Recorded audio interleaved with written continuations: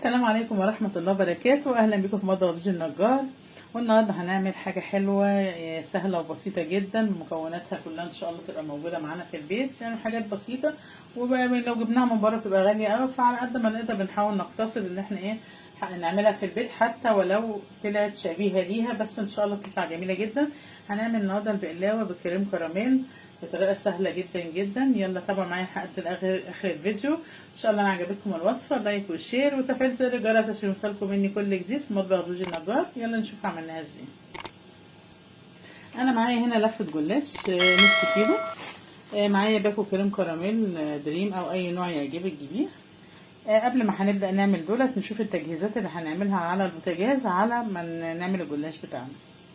اول حاجه معانا هنجيب حاجه نحط فيها هنا كوبايه ونص سكر،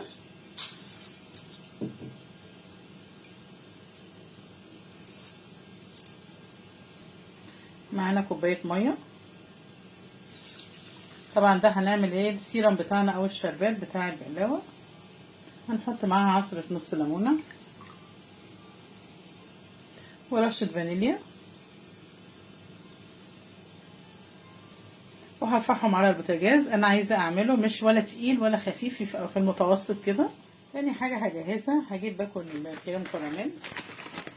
هناخد البودر بس، السائل هنسيبه هنستعمله في الاخر. احنا هناخد الباكل اللي هو البودر بس، وابدا احطه في حاجه، وهضيف عليه معلقتين سكر،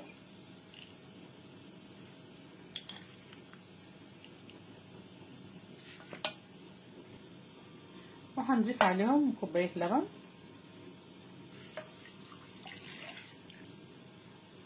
طبعا بقلب كل الكلام ده كده على البارد، وهرفعه على النار. انا كده بجهز التجهيزات، وهبدا بقى اعمل الجلاش ده بعد كده. هرفع ده على النار، وعندنا السيرم بتاعنا برضو على البوتاجاز، بحيث ان انا مستنيهم عشان يبردوا، اخلصهم هما الاول وبعدين نبدا نعمل الجلاش بتاعنا.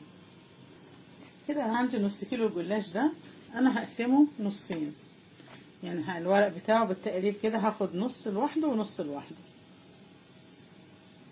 طبعا بتقسمي الجلاش بالويم، لو عندك ميزان مطبخ اقسميهم بالظبط، يبقى مثلا ده نص كيلو يبقى ربع وربع، عندك اكتر بالنص، يعني زي ما تفضلي، زي ما اللي عندك اعملي بيه.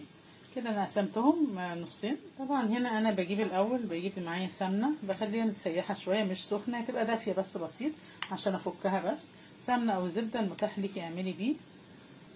طبعا بحط في القالب اللي عندك، اعملي على قد ما ياخد. شوفي انت متعوده بتعملي في ايه، مقاس 24 مقاس 29 مقاس 8 اي حاجه، المهم متبقاش حاجه كبيره، في المتوسط. انا كده دهنت القالب كويس جدا سمنه، وبجيب معانا الجلاش بتاعنا. بسم الله الرحمن الرحيم. ابدا بقى انزل كده واحده واحده، طبعا بتساوي الاطراف على حسب القالب اللي عندك طبعا كده. وبحط بين كل ورقه وورقه سمنه.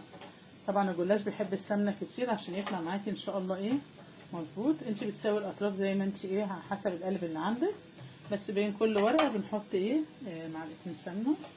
نحط تاني، بسم الله.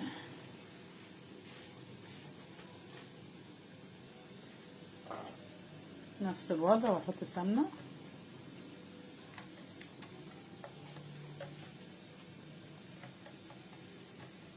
وهكذا لحد ما اكمل نص الكميه. وهنا حبايبي كملنا نص الكميه بتاعتنا. بين كل طبقه وطبقه لازم نحط سمنه. كده هبدا بقى اجيب النص التاني. النص التاني بقى بتاعنا بتاع الجلاش، هجيب برضو ورقه ورقه كده وادهنها سمنه.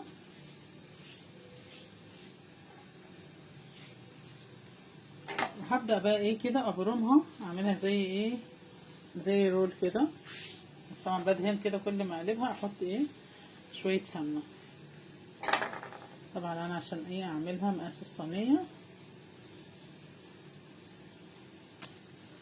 هعملها كده.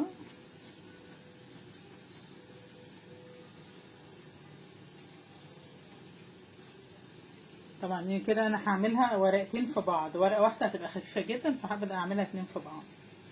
طبعا عايزه اقول لك طبعا الجلاش لازم معرض يبقى مقطوع، يبقى فيه حاجه مفيش اي مشكله. احنا كده حطينا ورقتين مع بعض، كده كل ده في السوا ما بيبانش. يعني مش كل الورق بيطلع سليم.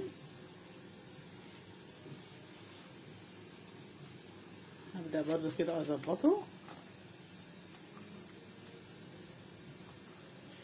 وابدأ بقى واحدة واحدة كده بسم الله ابرمه كده. طبعا كده لما بيبقى ورقتين بتبقى ايه اتخن شوية وامسك سميكة انك تعرفي تمسكيها، الواحدة بتبقى خفيفة جدا. وببدأ بقى كده اجي عند الصينية بتاعتنا على مقاس القالب كده، بسيب ايه حوالي يعني صبع كده، عشان ده هنا هحط فيه ايه الكريم كراميل بتاعنا. طبعا بتظبطي الصوابع كده وترصيها جنب بعض، بس في ايه بتخلي مسافة كده بينهم فاضية.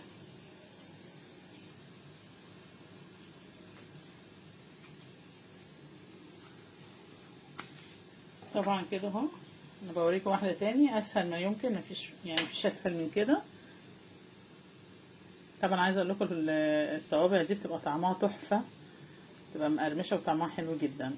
بس كده وابدا احطها في القالب بتاعنا.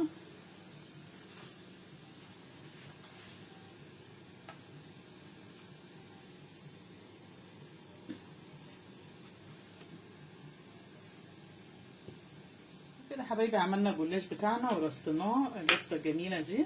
هبدا بقى ادهن برضو ايه من بره كده سمنه في الفرشه كده،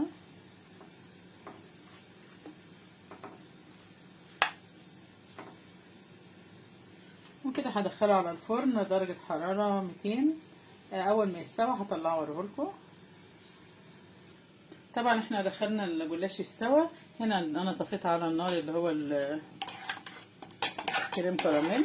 طبعا مفيش مشكله، ممكن نسيحه تاني بشويه لبن، مفيش اي مشكله دي. على اساس ايه ان انا عايزاه برضو يبرد خالص عشان اعرف احطه على الجلاش. هنا مثلا حتى لو جامد منك بتحطي 3 معالق لبن هتلاقيه فك منك خالص. هنا بالنسبه لنا الشربات كده انا مش عايزاه تقيل ولا خفيف، يعني كده في المتوسط معايا. وصينيه الجلاش كده سبتها بتاعت 10 دقايق ربع ساعه. هبدا بقى اجيب الكريم كراميل بتاعنا، وانا فضيته كده في حاجه عشان اعرف اصبه. هتشبي يعني اي حاجه عندك. طبعا عايزه اقول لك لو انت سايباه بارد شويه ولقيتيه عمل تكتلات على النار كده بشويش، فكيه كده شويه يدفى هتلاقيه فك معاكي. وهبدا بقى انزل بيه بسم الله الرحمن الرحيم في الفتحات دي.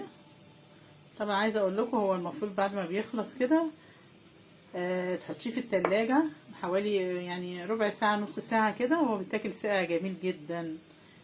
عشان ايه هتلاقي بقى الكريم كراميل بتاعنا ده جمد معاه، بيدي طعم تحفه.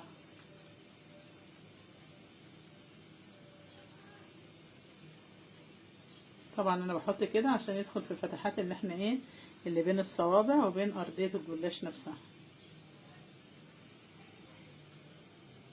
وادي الصينيه بتاعتنا اهي في منتهى الجمال. هدخله في التلاجة حوالي ربع ساعه كده واطلعها اقطعها معاكم وتشوفوا جمالها، هتعجبكم جدا جدا. كده الصينيه بتاعتنا حطيتها في التلاجة حوالي 10 دقايق كده. هجيب بقى الصوص الكراميل بتاعنا اللي هو كان في قلب الباكو، هبدا بقى انزل بيه كده، اجرنش بيه الصينيه بتاعتنا الجميله دي. طبعا هقول لكم طعمه والله هيعجبكم جدا جدا، طعمه تحفه.